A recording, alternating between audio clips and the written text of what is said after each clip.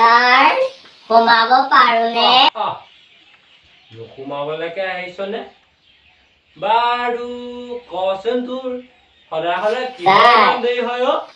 আমাৰ গাঁও যে ভেপেলা জীয়েক তাইহে মোক সদায় দেৰি কৰে। ঐ মূৰ্খ, তই মাষ্টৰৰ আগত ছোৱালীৰ কথা ক'বলৈ লাজ পোৱা নাই? ছাৰ মই তাইৰ কথা ক'বলৈ লাজ নকৰোঁ নহয়, মই তাইক কিবা খাবলৈ লাজ কৰোঁ। ঐ মূৰ্খ, তই খালি তই খালি। ছাৰ মই নাই খোৱা নহয়, তাইহে মোক কিবা খাই থাকে। লাজ পোৱা নাই মাষ্টৰৰ আগত এইবোৰ গাবলৈ? বাৰু বাদ দে এতিয়া, পঢ়া কথালৈ আহ। তোক যে সিদিনা মই মুখস্থ কৰিবলৈ দিছিলোঁ প্ৰশ্নকেইটা মুখস্থ কৰিলি নে বাৰু? ছাৰ মোক প্ৰথমখন মুখস্থ নাই, লাষ্টখন আছে। লাষ্টখন গাই দিব পাৰিম। বাৰু তই শেষৰখনকে কচোন, নিউটনৰ প্ৰথম সূত্ৰটোকে। ছাৰ ইয়াকে নিউটনৰ প্ৰথম সূত্ৰ বুলি কোৱা হয়। মূৰ্খ বাৰু সিদিনা তই এই ৰচনা পৰীক্ষাত খুব লিখিছিলি নহয়, পুৰা লিখিছিলি। চাওঁ গাই শুনাচোন অকমান। ছাৰ মই ৰচনাখন গাই দিওঁ। ছাৰ মই ইয়াতে লিখি থোৱা আছে, পৰীক্ষালৈ মুখস্থ কৰিছিলোঁ। ছাৰ মই ইয়াতে লিখি থোৱা আছে, গাই দিম দেই। ৰচনা মহাত্মা গান্ধী 1459 চনৰ শুক্লা দশমী তিথিত মহাত্মা গান্ধীৰ জন্ম হয়। তেখেতৰ পিতৃৰ নাম কুসুম্বৰ গান্ধী আৰু মাতৃৰ নাম ইন্দিৰা গান্ধী। সৰুতে মহাত্মা গান্ধীৰ মাকৰ মৃত্যু হোৱাত খেৰসুঁতি আয়েকে গুৰু দ্ৰোণাচাৰ্যৰ টোলত নাম লগাই দিয়ে। মহাত্মা গান্ধীয়ে প্ৰথমতে ভৰি দেৱালৈকে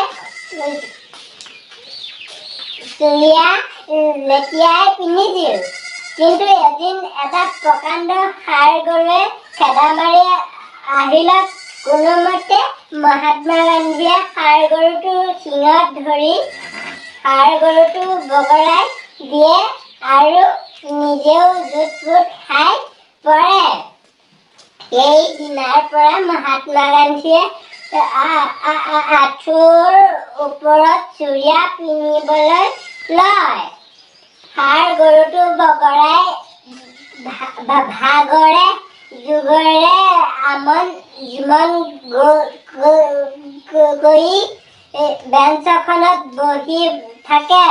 মহাত্মা গান্ধীয়ে তেতিয়া বেঞ্চখনত বহি থাকোঁতে এটা আপেল সৰি পৰা দেখে আৰু লগে লগে জঁটৰ আৱিষ্কাৰ কৰিলে।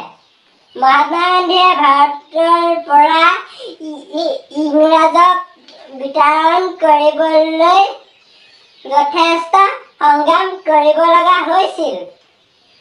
ইংৰাজৰ লগত সংগ্ৰাম কৰি 1826 চনত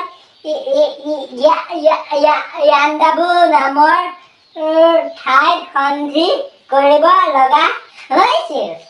ছাৰ ইংৰাজে সুধিলে, তুমি আমাৰ পৰা কেনে ব্যৱহাৰ বিচাৰা? মহাত্মা গান্ধীয়ে ক'লে, ৰজাৰ দৰে। মহাত্মা গান্ধীৰ মৃত্যু বৰ কৰুণ আছিল। লোণ আইন ভংগ কৰাৰ বাবে এদিন দাণ্ডি যাত্ৰাত ভাগ লয় মহাত্মা গান্ধীয়ে। খোজ কাঢ়ি গৈ থাকোঁতে পিয়াহত কণ্ঠ শুকাই এটা নিজৰাত পানী খাবলৈ ল'লে। সেই সময়তে আকৌ ৰজা দশৰথে মৃগয়া কৰিবলৈ গৈছিল। দশৰথৰ হাতত এডাল শব্দভেদী বাণ আছিল। ৰজা দশৰথে মহাত্মা গান্ধীয়ে পানী নিজৰাত পানী খাই থকা শব্দটো শুনি ভাবিলে এয়া নিশ্চয় কোনোবা মৃগয়াই পানী খোৱা শব্দ। লগে লগে মহাত্মা গান্ধী ৰজা দশৰথে শব্দভেদী বাণ এৰি দিয়ে আৰু মহাত্মা গান্ধীৰ ভৰিত লাগি তেখেতৰ বৈকুণ্ঠ প্ৰয়াণ হয়। ছাৰ